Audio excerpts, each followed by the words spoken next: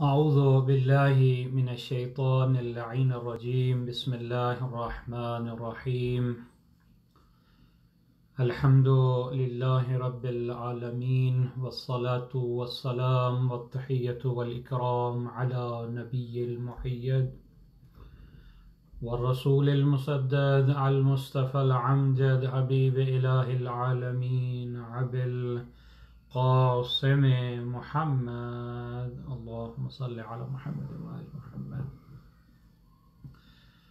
وعلى أهل بيته الطيبين الطاهرين المعصومين الذين أذهب الله عنهم الرجس وطهرهم تطهيرا. اللهم صل على محمد وآل محمد فرجهم.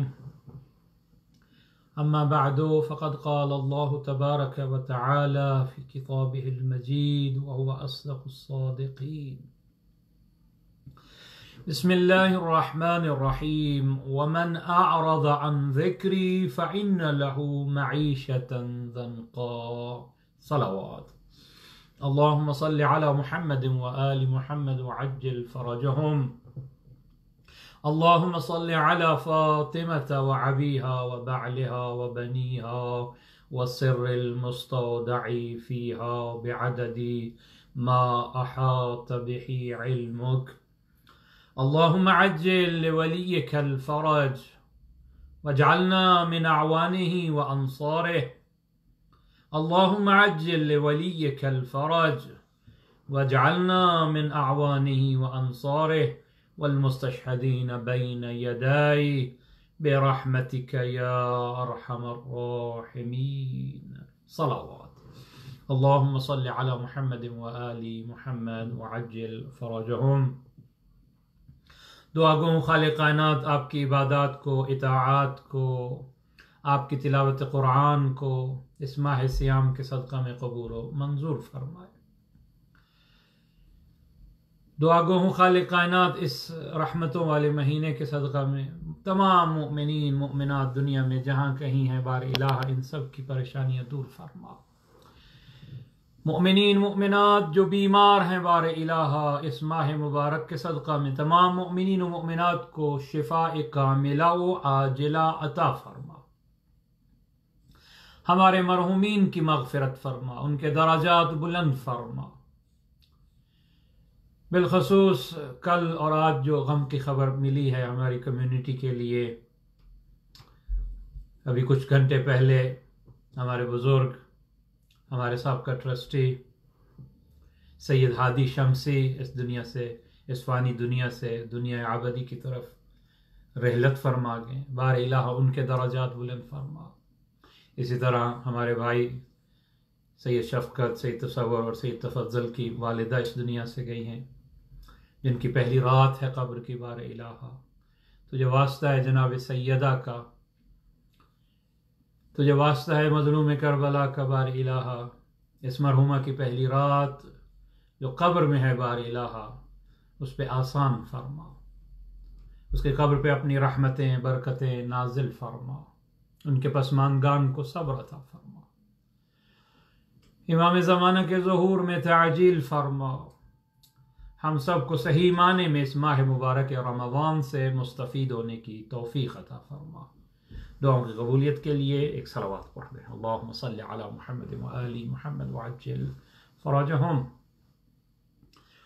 کل بھی درس اخلاق کے اندر میں نے اپنے نفس کے لیے اور آپ کے لیے عرض کیا تھا کہ ہر گناہ اثر رکھتا ہے، آثار ہیں ان گناہوں کے، ہمارے اعمال کے آثار ہیں. ایسا نہیں ہے کہ ایک گناہ ہو گیا اور بات ختم ہو گئی یا قیامت کے دن یا قبر میں اس کا عذاب ہو. نہیں، اس دنیا میں بھی اثر رکھتا ہے، ایفیکٹ ہے، ہر عمل کا اثر ہے. اچھے اعمال کے بھی آثار ہیں اس دنیا میں. کوئی بھی اچھا عمل آپ کریں اس کا اثر دیکھیں گے زندگی کے اندر. والدین کے ساتھ نیک سلوک کریں، اثر دیکھیں گے، زندگی بابرکت ہو جائے گی. نماز شب پڑھیں، دیکھیں رزق کے کیسے دروازے کھل جاتے ہیں. تلاوت قرآن کریں، دل نورانی ہو جائے گا. اثر ہے، ہر عمل اثر رکھتا ہے، چاہے اچھا ہے چاہے برا عمل ہے. اسی طرح گناہ کے بھی اثرات ہیں. ایک گناہ سے انسان کتنا خدا کی رحمت سے دور ہو جاتا ہے، دل کتنا تاریک ہو جاتا ہے اس گناہ کے سبب. غور کرے انسان، فکر کرے انسان. امام زین العابدین علیہ السلام کی میں نے وہ خوبصورت حدیث بیان کی تھی کہ کس گناہ کے سبب اللہ کا عذاب نازل ہوتا ہے، کس گناہ کے سبب دعا قبول نہیں ہوتی. کون سا گناہ ہے جس کے سبب آئی ہوئی نعمتیں عذاب میں بدل جاتی ہیں؟ کون سے گناہ ہیں جن کے سبب اللہ کے حصار جو ہیں، وہ جو پردے اللہ نے رکھے ہیں انسان کے گرد، ان پردوں کو ہٹا لیتا ہے. کتنی بدبختیاں انسان کی زندگی میں انسان کے عمل کی وجہ سے، برے عمل کی وجہ سے. آئیے قرآن مجید اور احادیث سے میں آج یہ آپ کے سامنے پیش کرنا چاہتا ہوں کہ گناہ کے اثرات ہیں. سورہ طٰہٰ کی آیت نمبر میں نے 124 آپ کے سامنے پڑھی.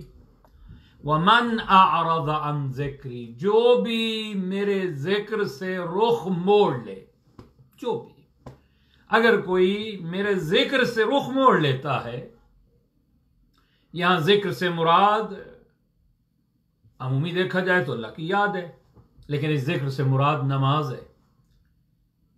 اس ذکر سے مراد قرآن نہیں، بہت ساری چیزیں ہیں جن کو ذکر کہا ہے قرآن میں.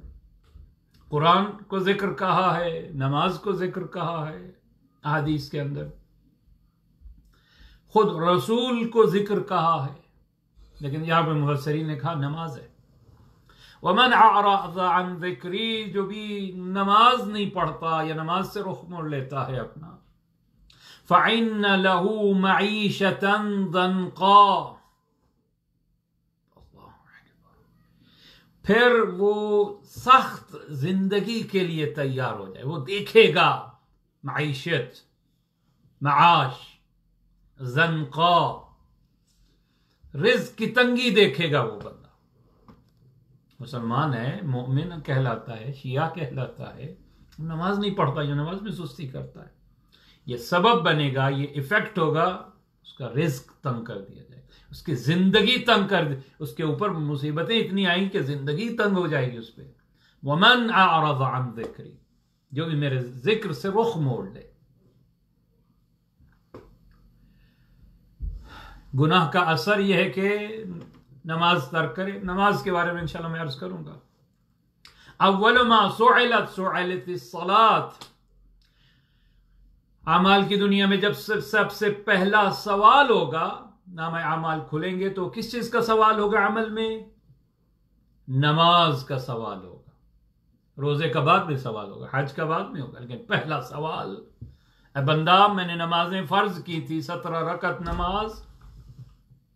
نماز کے فائل جب دیکھی جائے گی، روایت بہت خوبصورت ہے. اول ما سئلت الصلاة، پہلا کویسچن جو کیا جائے گا وہ کس کا کویسچن ہوگا؟ نماز کے بارے میں.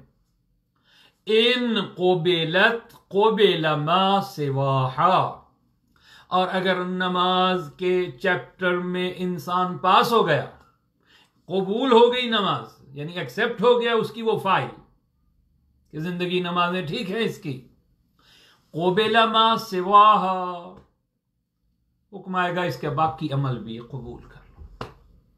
وَإِن رُدَّتْ، اور اگر نماز ہی رد کر دی گئی، رُدَّ مَا سِوَاهَا، پھر سب کچھ رد کر دیا جائے گا، اس طرف شاید بڑھے بھی نہیں. کتنی اہمیت ہے جس پہ تمہاری نماز، جس دین قائم ہے، جس پلر پہ، اس پلر کا نام نماز ہے.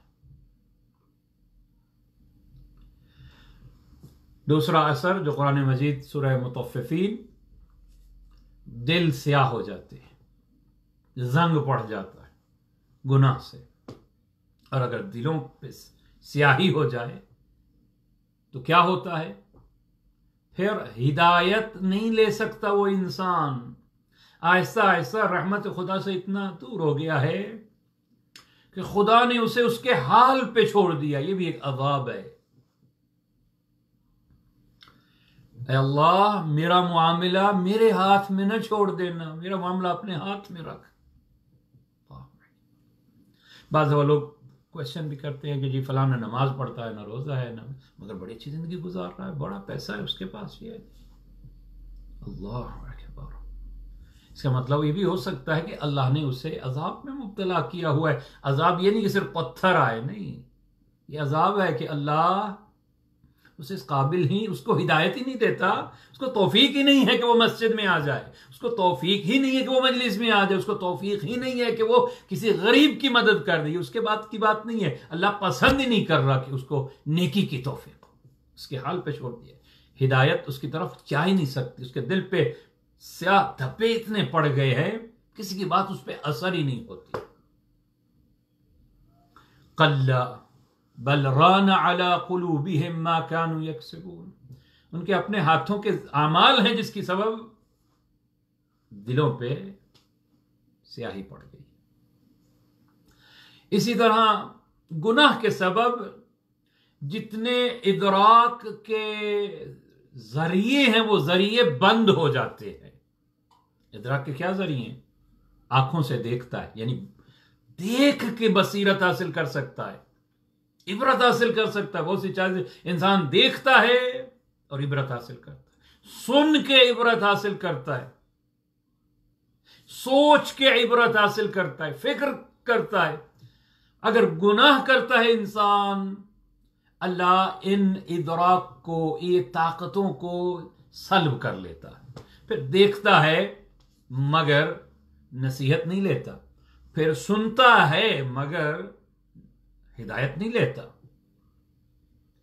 پھر وہ اولئک الذین طبع اللہ علی قلوبہم وسمعہم وابصارہم واولئک هم الغافلون۔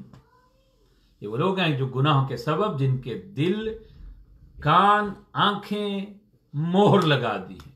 ختم اللہ علی قلوبہم،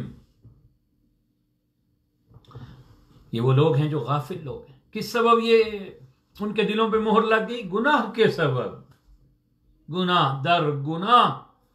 جب بندہ ابتدا میں گناہ کرتا ہے تو یہ جو وجدان ہے، ضمیر ہے، یا نفس انسان ہے، یہ اندر سے ایک آواز اٹھتی ہے کہ اے انسان، تو اشرف المخلوقات ہے، تو مؤمن ہے، تو ائمہ کا ماننے والا ہے، اور اگر سید ہے تو سادات میں سے ہے، تجھے زیب نہیں دیتا ایسا گناہ کرنا، اور وہ مشکل سے وہ گناہ کر رہا ہے۔ مگر جب بار بار تکرار کرتا ہے، یہ ضمیر کی آواز پھر ختم ہونا شروع ہو جاتی ہے۔ اس کا کیا مطلب ہے؟ یہ دل پہ پھر مہر لگ جاتی ہے۔ ایک وقت ایسا آتا ہے اسے احساس ہی نہیں ہوتا۔ میں اس کی مثال، دنیاوی مثال دیا کرتا ہوں کہ اگر کوئی سگریٹ کی عادت نہ ہو کسی، اور شروع میں جب جو بھی سگریٹ پیتے ہیں، اکثر کو سگریٹ کی عادت کیسے پڑی؟ دوستوں کے سبب۔ تو یہ بھی میں نے جیسے کل عرض کیا ہے، دوست اچھے ہونے چاہیے۔ کچھ بیماریاں بدن کی بھی ایسی ہیں کہ جو دوستوں کے سبب لگتی ہیں۔ اسی طرح سگریٹ کی جو عادت ہے، اکثر جس سے پوچھے دوست یار پیتے تھے، میں شروع کر جب پہلی مرتبہ کسی نے سگریٹ پی ہو، کیونکہ وہ دھواں جب پھیپھڑوں میں جائے گا تو پھیپھڑے تو بنے اس لیے ہیں کہ اس میں تازہ ہوا جائے، آکسیجن جائے، اس لیے نہیں بنے کہ اس میں دھواں جائے۔ تو اس کے پھیپھڑوں کو اچھا محسوس نہیں ہوتا، کھانستا ہے، گلے میں درد ہوتا ہے۔ لیکن آہستہ آہستہ جب وہ سگریٹ کا عادی ہو جاتا ہے، اب اسے لطف آتا ہے اس کے اندر۔ انسان گناہ کی وادی میں بھی ایسا ہی ہے۔ شروع میں گناہ کرتا ہے تو شرم آتی ہے، حیا آتی ہے، لیکن جب بار بار گناہ کرتا چلا جاتا ہے، اس وادی میں چلا جاتا ہے، تو پھر لطف اندوز ہونا شروع ہو جاتا ہے ان گناہوں سے۔ العیاذ باللہ۔ اس مرحلے پہ پھر اللہ اس کی آنکھوں پہ، اس کے کانوں پہ، اس کے دل پہ مہر لگا دیتا ہے۔ ہدایت کی طرف وہ بندہ نہیں آ سکتا۔ ذلت اور ذلیل کر دیتا ہے گناہ انسان کو۔ یہ آثار ہیں، قرآن مجید میں پڑھ رہا ہوں سورہ بقرہ، وَضُرِبَتْ عَلَيْهِمُ الذِّلَّ وَالْمَسْكَنَةِ، ہم نے پریشانی زدہ اور ذلیل کر دیا ان کو۔ کیوں؟ ذالک بما عصوا، ان کی نافرمانی کی وجہ سے، وکانوا یعتدون، حدوں کو توڑ دیا تھا ان لوگوں نے، اللہ کی حدود کو پامال کیا۔ اللہ کہتا ہے ہم نے انہیں ذلیل کر دیا، مہر ذلت ان کی پیشانیوں پہ ہم نے لگا دی، بما عصوا، کیونکہ عصیان کیا انہوں نے، گناہ کیا۔ وما اصابکم من مصیبت فبما کسبت ایدیکم، جو بھی تمہیں مصیبت پہنچتی ہے یہ تمہارے اعمال کی وجہ سے ہے۔ قرآن کہہ رہا ہے تمہارے اعمال کے سبب تمہیں مصیبت پہنچتی، مشکل پہنچتی، نعمتیں بدل جاتی ہیں گناہ کے سبب، جیسا کہ امام ضیاء الدین کے اس میں کون کون سے گناہ جسے نعمتیں بدلتی، سورہ انفال کی آیت نمبر 53 میں، ذالک بأن اللہ لم یک مغیرا نعمتا انعمها، اللہ نے جو نعمت دی ہے ان کو بدلتا نہیں ہے۔ اللہ نعمت اس لیے تھوڑی دی کہ بدل دے، حتی یغیروا ما بانفسہم، وہ اپنے ہاتھوں سے نہ بدلے تو اللہ نہیں بدلتا، اللہ نہیں بدلتا، ہم اپنے اعمال کے سبب بدل دیتے ہیں ان نعمتوں کو، جو اللہ کے انعامات ہیں وہ رک جاتے ہیں ہمارے اعمال کے سبب۔ اور اس کے مقابلے میں اللہ کسی قوم کی حالت نہیں بدلتا جب تک وہ خود ارادہ نہ کرے اپنی حالت بدلنے کی۔ ایک قدم تمہیں چلنا ہے، اگلے 9-10 قدم اللہ خود بخود اٹھوا دے گا۔ ان اللہ لا یغیر ما بقوم حتی یغیروا ما بانفسہم، سورہ رعد۔ اللہ کسی قوم کو بھی حالت نہیں بدلتا حتی یغیروا ما بانفسہم، جب تک وہ اپنے ہاتھوں سے خود نہ بدلیں۔ ہلاک کر دیں گے گناہ انسان کو، قرآن مجید ہے سورہ انعام، فَأَهْلَكْنَاهُمْ، ہم نے انہیں ہلاک کر دیا، تباہ کر دیا۔ سب کا اقوام کی جا کے آپ پڑھیں قرآن مجید کے اندر قصص، اللہ کہتا ہے ہم نے ان کو تباہ کر دیا۔ بارالہ تیری مخلوق، تیرے بندے تم نے تباہ کیوں کیا؟ بِذُنُوبِهِمْ، ان کے گناہوں کے سبب ہم نے تباہ کر دیا اپنے۔ اللہ آخرت میں تو ہوگا جو ہوگا عذاب، جہنم کا جو وعدہ ہے اللہ کو تو ہوگا، مگر اس دنیا میں بھی ہلاک اس لیے ہوئے بذنوبہم۔ گناہ کو چھوٹا سمجھنا بھی گناہ ہے، یاد رکھیے۔ بعض دفعہ ہم نے کیٹیگری بنائی، علماء نے تو جو کیٹیگری بنائی ہے گناہ نے کبیرہ کی، گناہ نے صغیرہ، وہ اس لحاظ سے نہیں ہے کہ یہ کس کی معصیت ہے، اس اینگل سے دیکھا جائے کہ اللہ کی نافرمانی ہے تو پھر کوئی چھوٹا بڑا گناہ نہیں ہوتا، پھر ہر گناہ بڑا گناہ ہے، کس کی نافرمانی کی ہے۔ لیکن یہ جو تقسیم کی گئی ہمارے ہاں عذاب کے سبب ہے کہ کس گناہ کے بدلے میں جہنم کہا گیا اللہ نے قرآن میں، اور کس گناہ کے بدلے میں کم عذاب یا کم سزا کہی گئی، اس لیے چھوٹا اور بڑا کہا گیا ہے۔ اعظم الذنوب عند اللہ سبحانہ ذنب صغر عند صاحبہ، امیر کائنات فرماتے ہیں سب سے وہ بڑا گناہ ہے جسے تو چھوٹا سمجھے گا۔ جس گناہ کو تو چھوٹا گناہ سمجھتا ہے وہ گویا سب سے بڑا گناہ ہے، جب تو چھوٹا سمجھے گا تو پھر بار بار کرے گا، اور اس کے علاوہ جب تو اس کو چھوٹا سمجھ رہا ہے تو توبہ نہیں کرے گا، اس گناہ پہ استغفار نہیں کرے گا، وہی گناہ تجھے لے ڈوبے گا۔ کون گناہ کو چھوٹا سمجھتا ہے اور کون گناہ کو بڑا سمجھتا ہے؟ نبی اکرم کے اس فرمان سے یہ بات سمجھ آ جاتی ہے۔ ان المؤمن لیرى ذنبه كأنه تحت صخرة يخاف ان تقع عليه، مومن گناہ کرنے کے بعد یا گناہ کو ایسا سمجھتا ہے جیسے وہ ایک ایسے پتھر کے نیچے ہے جو اس کے اوپر گرنے والا ہے، نزدیک نہیں جائے گا اس پتھر کے۔ جو پہاڑی علاقے میں رہتے ہیں، بعض جگہ ایسی جگہ ہوتی ہے کہ جہاں پتھر پہاڑ گرنے کا خطرہ ہو، وہاں سے کون گزرے گا؟ کوئی بھی نہیں گزرے گا، ایسے راستوں سے نہیں گزرے گا جہاں گناہ میں، ایسے راستوں سے کیوں گزرتا ہے انسان جہاں گناہ میں پڑ جانے کا خطرہ ہو؟ مومن گناہ کو اس سے سنگین سمجھتا ہے جیسے پتھر گر رہا ہے اس کے آگے. والکافر یرا ذنبہ کأنہ ذباب مر علی انفہ، کافر سمجھتا ہے گناہ کو بڑا لائٹ، جیسے ایک مکھی اس کے ناک پہ بیٹھی ہے تو اس کو احساس ہی نہیں ہو، یا کوئی چھوٹا سا مچھر آ کے بیٹھ گیا اس کے اوپر. اور مومن سمجھتا ہے کہ پہاڑ ہے جو اس کے آگے اوپر گرنے والا ہے گناہ کے بعد، کیونکہ وہ گناہ کو سمجھتا ہے کہ معصیت کتنی بڑی کی ہے. امام محمد باقر علیہ السلام ارشاد فرماتے ہیں لا تنظروا الى صغر الذنب ولكن انظروا الى من اجترعتم. اللہ اکبر، ہماری جانیں قربان ہوں، ایسے فرامین، ایسا علم فقط شہر مدینۃ العلم اور باب العلوم سے مل سکتا ہے. لا تنظروا الى صغر الذنب، گناہ کے چھوٹے ہونے کو نہ دیکھ، یہ دیکھ تو جرت کس کے مقابلے میں کر رہا ہے، یہ دیکھ تو اللہ کی نافرمانی کر رہا ہے، اللہ کے مقابلے میں کھڑا ہو رہا ہے، تو یہ کیوں نہیں دیکھتا تو؟ اور بار بار کوئی گناہ بار بار کرنا دل کو پتھر بنا دیتا ہے، شقی بن جاتا ہے انسان. انسان شقی بن جاتا ہے بار بار گناہ کرنے کے بعد. علامات کیا ہیں شقی ہونے کی؟ سائن بھی تو ہے نا، یہ انسان شقی ہے، اس کا قلب پتھر ہے. قال رسول اللہ صلی اللہ علیہ وآلہ وسلم، نبی اکرم نے ارشاد فرمایا من علامات الشقاء، شقاوت کی کچھ نشانیاں ہیں، اگر کسی میں دیکھو تو پتہ چل جائے گا اس کا دل پتھر ہے، اس کے دل کے اندر شقاوت ہے، شقی ہے یہ انسان. جمود العین، آنکھیں جامد ہو جاتی ہیں، احساسات نہیں رہتے اس دنیا میں، پتھر ہے وہ، پتھر میں کہاں احساسات ہوتے ہیں؟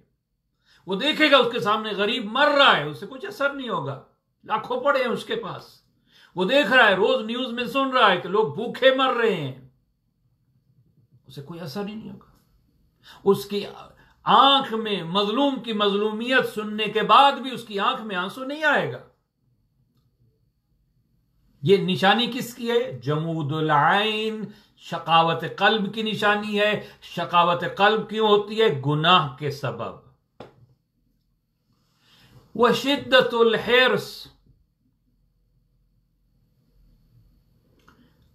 شدید لالچی انسان بھی شقی انسان ہے، نشانی ہے یہ شقاوت کی. اس کا گزارا ہی نہیں ہو رہا، یعنی وہ اس کو اکتفا ہی نہیں کر رہا، وہ کہتا اور آ جائے، یہ بھی آ جائے، وہ بھی میرا ہو جائے. اس کو پورا شہر دے دیا، وہ کہے گا نہیں 10 شہر اور ہو جائے. حرص، لالچ،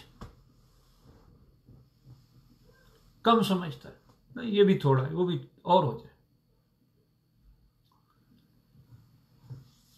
والاصرار علی الذنب، جو بار بار گناہ کر رہا ہے، اس کا مطلب ہے کہ شقی ہے وہ انسان. گناہ سے بھی بڑھ کے کچھ چیزیں ہیں، یعنی وہ کون سی ہیں؟ امام زین العابدین فرماتے ہیں بعض بندہ گناہ کرتا ہے تو شرمندے ہوتے ہیں، انسان اپنے دل ہی دل میں نادم ہو رہے ہوتے ہیں، مگر کچھ ایسے شقی انسان ہیں جو گناہ پہ خوش ہوتے ہیں،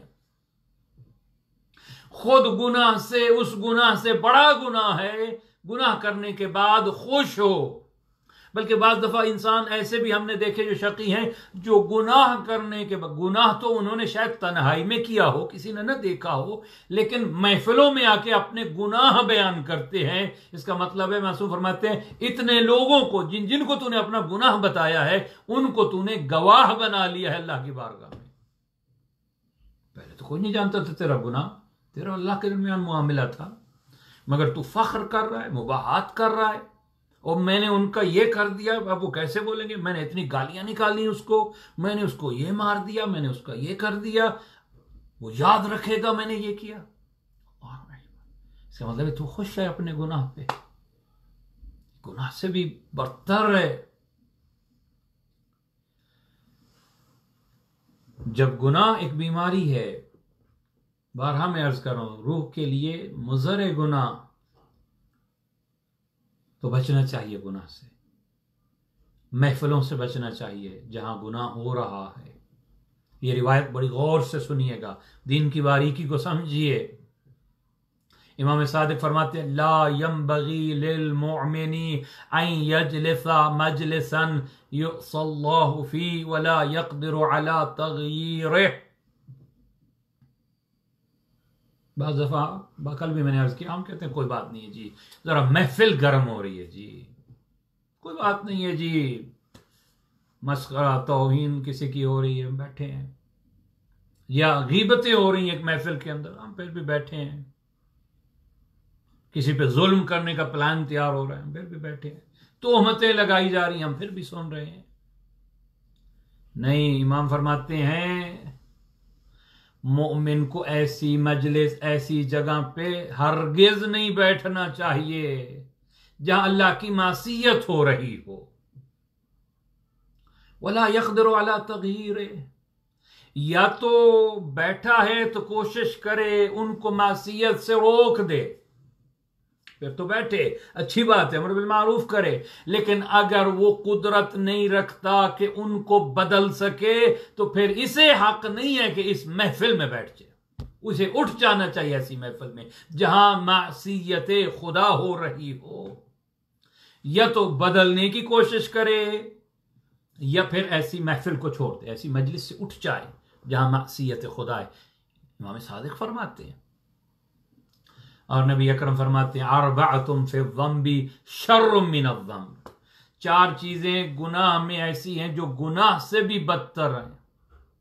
کون کون سی؟ الاستحقار، گناہ کو حقیر اور کوچک اور چھوٹا سمجھنا، چھوٹا سا گناہ ہے نا، یہ گناہ سے بدتر ہے۔ والافتخار، فخر کرنا گناہ کرنے کے بعد، یہ گناہ سے بدتر ہے۔ والاستبشار، خوش ہونا گناہ پہ، یہ گناہ سے بدتر ہے۔ والاصرار، بار بار گناہ کرنا، شر من الذنب، اس گناہ سے بھی شرتر ہے۔ یہ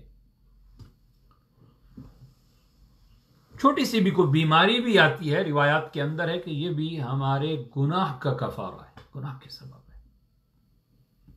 امام صادق فرماتے ہیں کہ چاہے چھوٹی بیماری بھی لگ جائے، یہ ہمارے اعمال کے سبب ہے۔ اور پھر اللہ تعالیٰ کی اس آیت کو کوٹ کیا وَمَا أَصَابَكُم مِّن مُّصِيبَةٍ فَبِمَا كَسَبَتْ أَيْدِيكُمْ، تمہیں جو بھی مصیبت پہنچتی ہے تمہارے اعمال کے سبب ہے، تمہارے ہاتھوں کے سبب ہے۔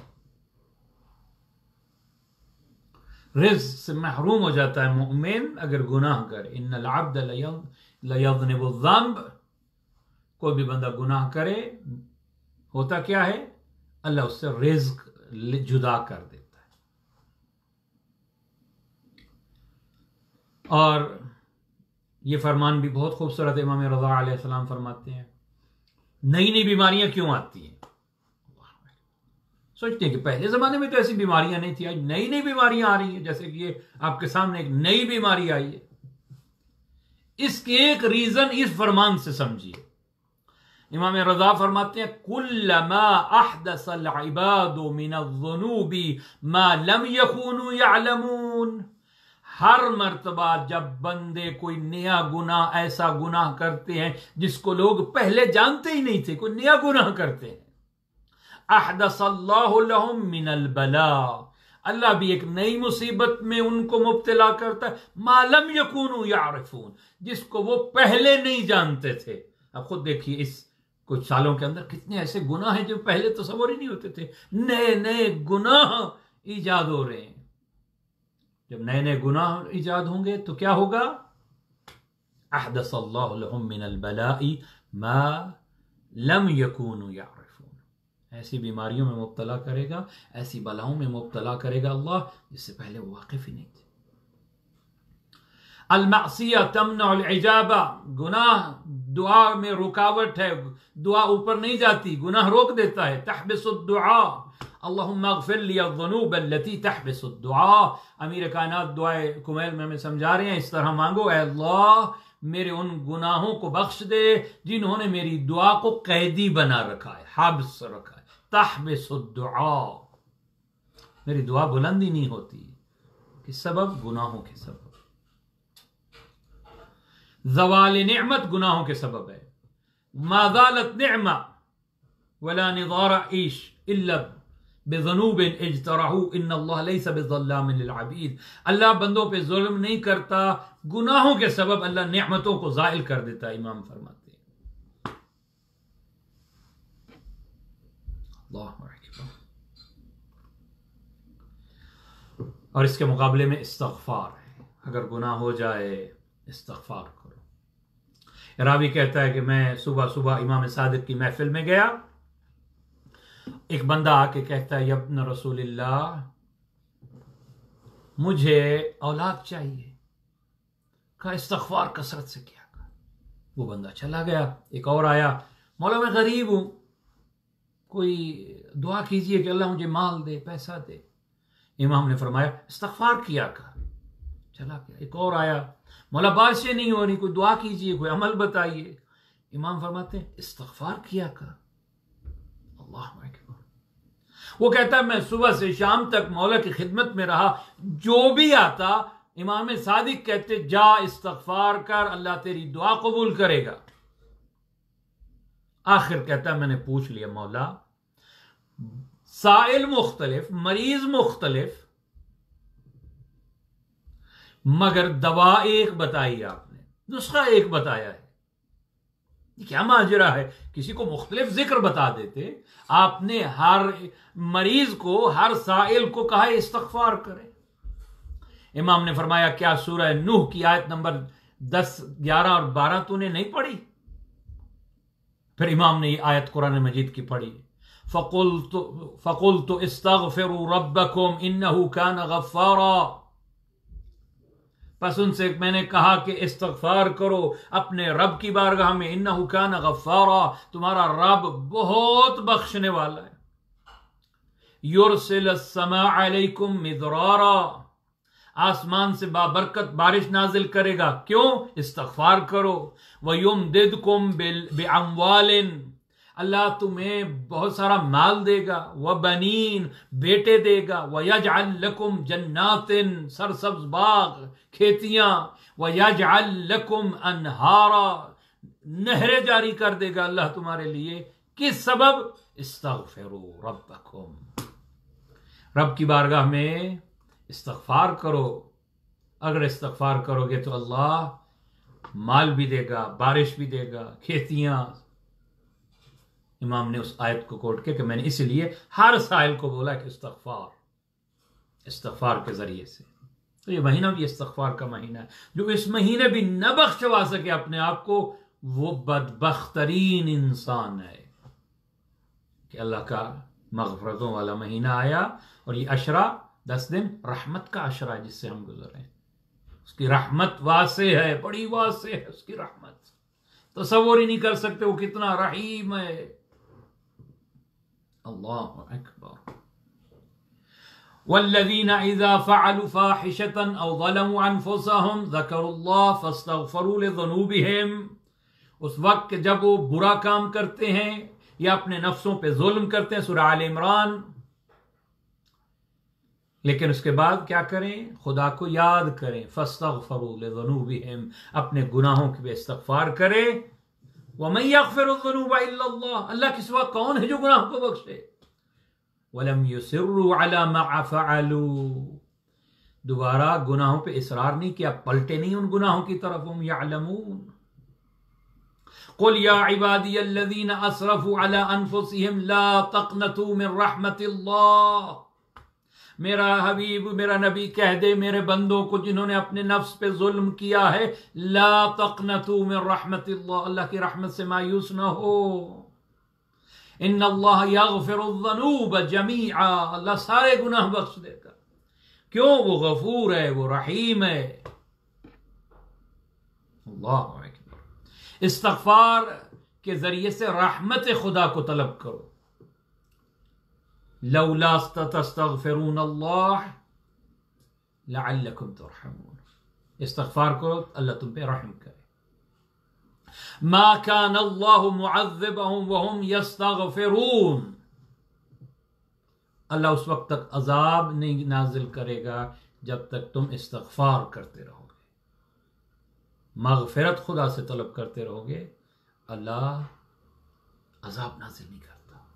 اور استغفار کا بہترین وقت، یوں تو ہر نماز کے بعد، مگر بہترین وہ وقت سحر کا وقت ہے. سحر کے وقت استغفار کا وقت. قرآن نے متقین کی نشانیاں بیان کی، اس میں کہا والمستغفرین بالاسحار، جو سحر کے وقت وبالاسحار ہم یستغفرون، سحر کے وقت وہ استغفار کرتے ہیں متقین.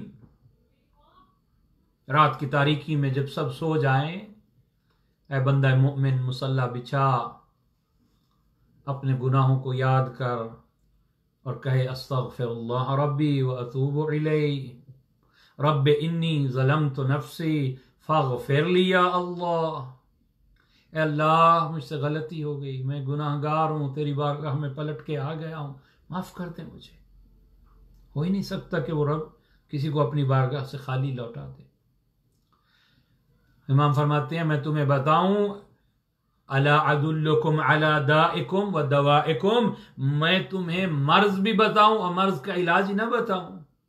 ان داءکم الذنوب، تمہارا مرض تمہارے گناہ ہے، ودواؤہ الذنوب ودواء الذنوب الاستغفار، اور گناہوں کی دوا استغفار ہے.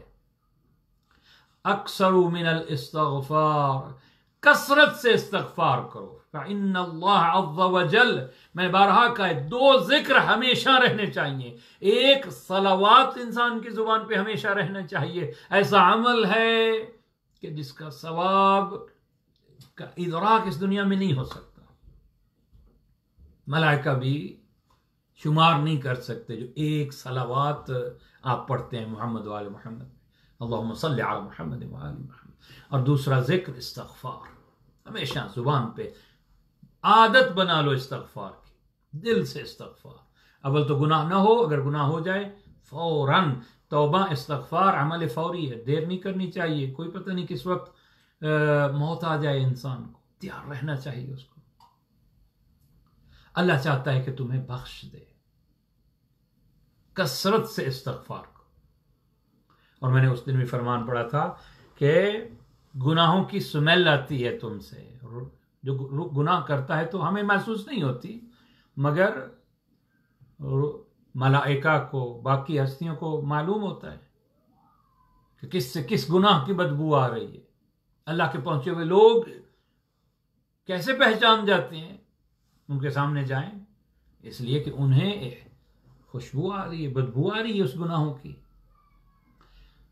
تو اس بدبو کو، روح کی بدبو کو دور کرنے کے لیے استغفار کا پرفیوم لگاؤ. یہ امام فرماتے ہیں تعطروا بالاستغفار، کہیں تمہارے گناہوں کی بدبو تمہیں رسوا نہ کر دے. جیسے گھر سے نکلتے ہوئے انسان پرفیوم یا ایسی محفل میں جانے سے پہلے خوشبو لگاتا ہے نا، کہ کہیں میرے سمیل اور بدبو کی وجہ سے لوگ متنفر نہ ہو جائیں. امام فرماتے ہیں کہ کہیں ملائکہ اللہ والے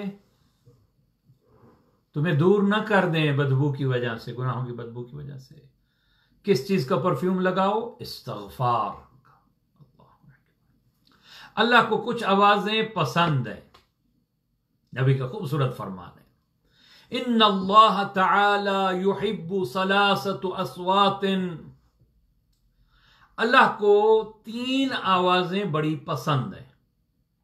اچھا، یہ جو جانور ہیں نا، یہ جو پرندے ہیں صبح صبح چہکتے ہیں، سحر کے وقت اٹھ کے صبح صادق، یہ اللہ کی تسبیح کرتے ہیں. روایت موجود ہے ہمارے پاس، یسبح للہ ما فی السماوات وما فی الارض. زمین و آسمان میں جو کچھ ہے یہ اللہ کی تسبیح کرتی ہے. جو کچھ ہے، ذرہ ذرہ اللہ کی تسبیح کرتی ہے. پرندے بھی. یہاں پہ نبی فرماتے ہیں اللہ کو 3 آوازیں بڑی پسند ہے. صوت الدیک. یہاں کے بچوں کو یا یہاں کے لوگوں کو شاید اس کا احساس نہ ہو، گاؤں میں رہنے والے اس کو سمجھ سکتے ہیں. مرغ کی آواز، جسے ہم مرغ کی بانگ کہتے ہیں، یا وہ اذان جو دیتا ہے، اس کو اذان سے تشبیہ دی گئی ہے. صوت الدیک. وصوت قارئ القرآن. نبی پاک فرماتے ہیں اللہ کو قرآن پڑھنے والے کی آواز بڑی پسند ہے. وصوت الذین یستغفرون بالاسحار. اور وہ آواز جو صبح کے وقت، سحر کے وقت استغفار کر رہی ہوتی، اللہ کو یہ آواز پسند ہے. بہترین دعا استغفار ہے. اجمع الدعاء الاستغفار. نبی فرماتے ہیں استغفار سے بہتر کوئی دعا ہی نہیں ہے کہ اللہ میرے گناہ بخش دے. باقی دعائیں تو یہ ہیں کہ یہ چاہیے وہ چاہیے، مگر استغفار، اپنے گناہوں کے بخشش کی دعا کرنا سب سے بیسٹ دعا ہے. امام صادق فرماتے ہیں خیر وقت دعوت من اللہ عز وجل. اللہ کو پکارنے کا بہترین وقت سحر ہے. یقیناً آپ سب اس سحر سے فائدہ اٹھاتے ہوں گے. دعا ابو حمزہ سمالی 1 گھنٹے 10 منٹ کی دعا ہے. آپ یوٹیوب پہ جائیں، اس کو سرچ کریں، اور آج کل تو بہت اچھا ہو گیا، ٹرانسلیٹ کے ساتھ آپ کو مل جائے گی. کم از کم زندگی میں ایک ماہ رمضان میں 1 ٹائم، میں زیادہ نہیں کہتا، 1 مرتبہ دعائے ابو حمزہ سمالی اگر آپ پڑھ نہیں سکتے سن لیں. کم از کم انگلش ٹرانسلیٹ ساتھ کو فالو کرتے رہیں، آپ کو احساس ہوگا، پتہ چلے گا کہ کتنا عظیم خزانہ ہے امام زین العابدین سے ہمیں جو ملا ہے. دعائے سحر، دعائے ابو حمزہ سمالی.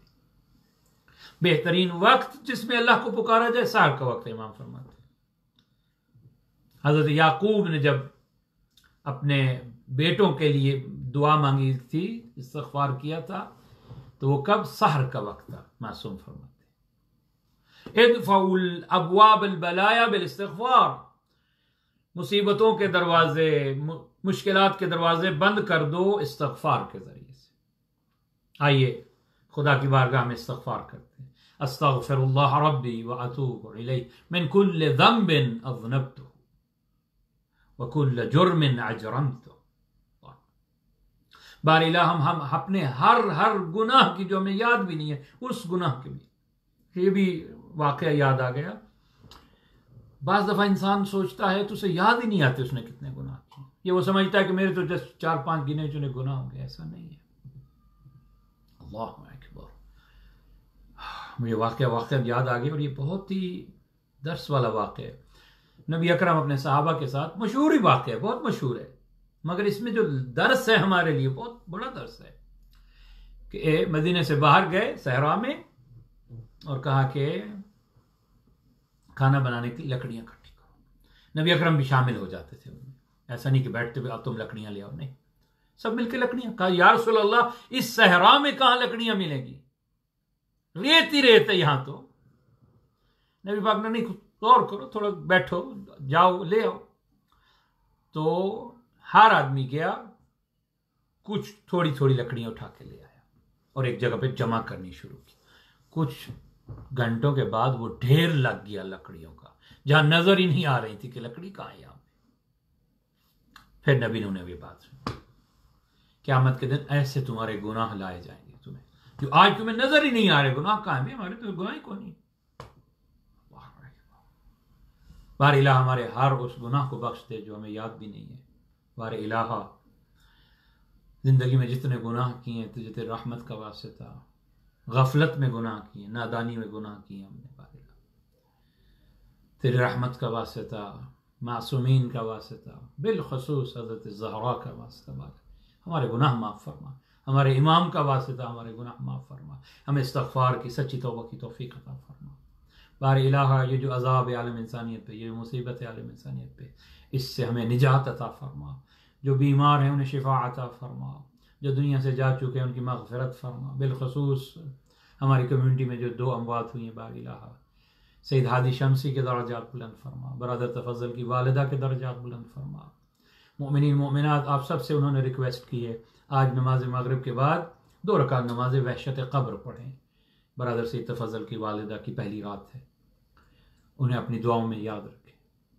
بار الہا بیماروں کو شفا عطا فرما، پریشان حالوں کی پریشانیاں دور فرما، ہمارے روزوں کو قبول فرما، ہماری تلاوت قرآن کو قبول فرما، ہمیں دعا پڑھنے کی توفیق عطا فرما، ہمیں معرفت امام زمانہ نصیب فرما، امام زمانہ کا سچا محب بننے کی توفیق عطا فرما، ہمیں لیلۃ القدر نصیب فرما، ماہ رمضان کے جو ایام رہ گئے ہمیں اس کی قدر کرنے کی توفیق عطا فرما، اس سے استفادہ کرنے کی توفیق عطا فرما، نمازیں اول وقت پہ پڑھنے کی توفیق عطا فرما، گناہوں سے بچنے کی توفیق عطا فرما، برحمتک یا ارحم الراحمین۔ اللہم صلی علی محمد وآل محمد وعجل فرجہم۔ ایک مرتبہ پھر سید اپنے شمسی صاحب مرحوم اور سید ہادی شمسی مرحوم اور برادر تفضل کی والدہ مرحومہ کے لیے ایک مرتبہ سورہ فاتحہ، 3 مرتبہ سورہ اخلاص تلاوت فرماتے۔ بسم اللہ الرحمن الرحیم، الحمد للہ رب العالمین، الرحمن الرحیم، مالک یوم الدین، ایاک نعبد و ایاک نستعین، اہدنا الصراط المستقیم، صراط الذین انعمت علیہم غیر المغضوب علیہم ولا الضالین۔ بسم اللہ الرحمن الرحیم، قل هو اللہ احد اللہ الصمد، بسم اللہ الرحمن الرحیم، قل هو اللہ احد اللہ الصمد ولم يولد ولم يكن له كفوا احد، بسم اللہ الرحمن الرحیم، قل هو اللہ احد اللہ الصمد لم یلد ولم یولد ولم يكن له كفوا احد، اللهم صل على محمد وآل محمد وعجل فرجهم۔ اپنا خیال رکھیے گا، کل ظہر کے وقت درس نہیں ہوگا ہمارا انشاءاللہ، اگر کل زیادہ چانسز یہی ہیں کہ شمسی صاحب کا کل جنازہ ہوگا اور قبرستان میں جانا ہوگا، تو آپ اپنے گھروں میں دعاؤں میں انہیں یاد رکھیں، کیونکہ الاؤ نہیں، اس فیملی کے علاوہ کوئی نہیں آ سکتا، اور اس لیے کل ظہر کا درس نہیں ہوگا، اور کل مغرب کے وقت بھی کربلا سے ہمارے دوست سید اسرار شاہ صاحب وہ درس اخلاق دیں گے کربلا سے انشاءاللہ، اسی ٹائم 8 o'clock انشاءاللہ۔ تو انشاءاللہ کل 8 بجے ملاقات ہوگی۔ وعلیکم السلام ورحمۃ اللہ وبرکاتہ۔